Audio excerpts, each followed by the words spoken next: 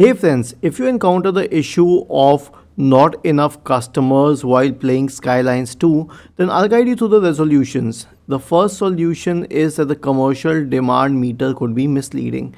Only a zone enough space for a handful of buildings is provided at a point of time. Now, the second one is to dezone some existing commercial areas to free up space. Like you can rezone about 25% of them, and that will usually help fix the problem. But if not, then choose the right area for commercial zones.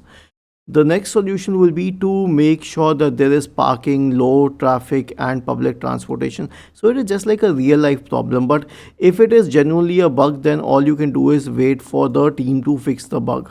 Was this helpful? If yes, then please let us know in the comment section below.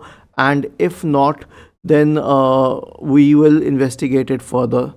Thank you for watching this video and have a nice day.